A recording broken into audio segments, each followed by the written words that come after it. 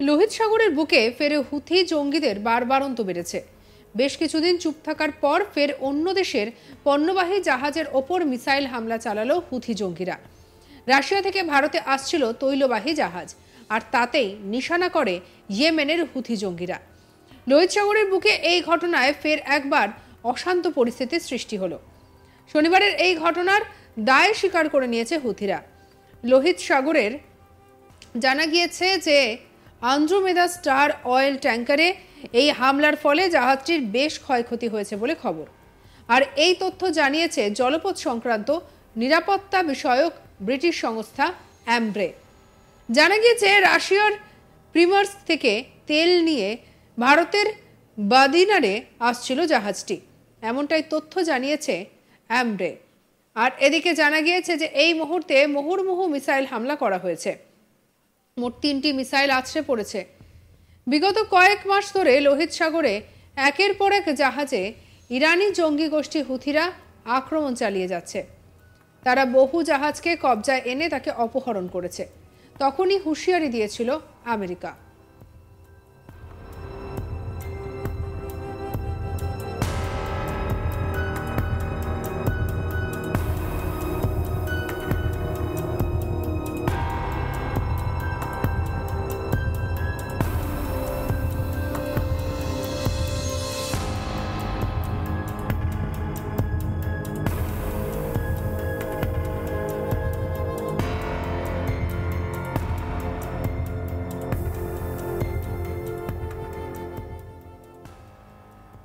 Biden প্রশাসন সাফ জানিয়েছিল এর ফল ভালো হবে না।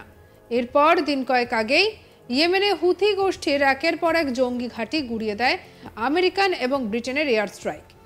আর তার মধ্যেই হামলার 24 ঘন্টা কাটতে না কাটতেই আমেরিকা এবং ব্রিটেনকে হুমকি দিয়ে বসে বেজঙ্গিরা। আর এদিকে তাদের নেতা হুসেইন আল হুমকি দিয়ে বলেন যে আমেরিকা এবং ব্রিটেনকে নিঃসন্দেহে ভারী মূল্য দিতে হবে এবং এর নির্মম আগ্রাসনের সমস্ত ভয়ঙ্কর পরিণতি বহন করতে হবে।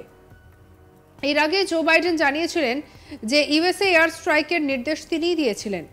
তিনি জানান যে অতর্কিতে লোহিত সাগরে আন্তর্জাতিক জলপথে জাহাজগুলির ওপর হামলার একটি সরাসরি জবাব। একই সঙ্গে তিনি এও জানান যে মার্কিন এই হামলার সঙ্গে সহযোগী হিসাব রয়েছে কানাডা, বাহরাইন, নেদারল্যান্ডস, অস্ট্রেলিয়ার সমর্থন। আর এই হামলার আগে আমেরিকার সঙ্গে রয়েছে ব্রিটেনও।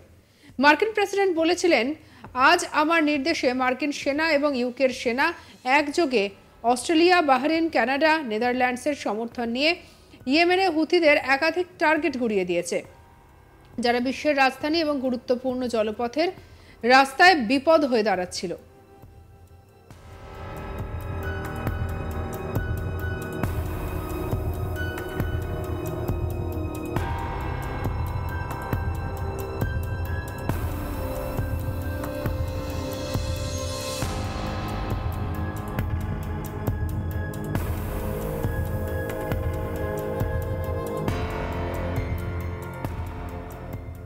এবার বলবো হুথিদের ইতিহাস সম্পর্কে।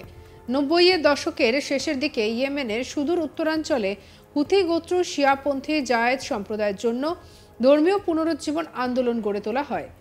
তারা একসময় ইয়েমেনে শাসন করেছিল, তবে অঞ্চলটি দরিদ্র এবং প্রান্তিক হয়ে যায়। সরকারের সঙ্গে বিরোধ বাড়তে থাকলে তারা জাতীয় সেনাবাহিনীর সঙ্গে গেরিলা যুদ্ধের একটি সিরিজ এবং সুন্নিপন্থী শক্তিশালী সৌদি আরবের সঙ্গে সীমান্ত সংঘর্ষে জড়িয়ে যায়। এর আগে মার্কিন সেনার তরফে জানানো হয়েছিল 4টি ছোট নৌকা ইয়েমেনের হুথি নিয়ন্ত্রিত অঞ্চলে থেকে এসে মারিস্কের একটি বিশাল জাহাজে হামলা চালায়। সেগুলিতে নিয়ন্ত্রণ নেওয়ার চেষ্টাও করে। শত্রুদের নৌকাগুলি জাহাজের কাছাকাছি চলে এলে সাহায্যের জন্য আবেদন জানান জাহাজের নাবিক। তখন মার্কিন নৌবাহিনীর হেলিকপ্টার সেখানে উপস্থিত ছিল। হেলিকপ্টার থেকে গুলি চালিয়ে জঙ্গিদের 3টি নৌকা ডুবিয়ে দেওয়া হয়। গুলিতে শত্রুপক্ষের নৌকার ক্রুরাও নিহত হন। তাদের একটি নৌকা পালিয়ে যেতে সক্ষম হয়। ফিলিস্তিনের গাজা উপত্যকায় ইসরায়েলিদের বর্বর হামলার প্রতিবাদে গত নভেম্বর থেকে লোহিত সাগরে জাহাজ লক্ষ্য করে হামলা চালায় হুথিরা। সে সময় থেকে ইসরায়েলের মালিকানাধীন এবং ইসরায়েলগামী জাহাজে ক্ষেপণাস্ত্র এবং ড্রোন ব্যবহার করে একাধিক হামলা চালিয়েছে তারা।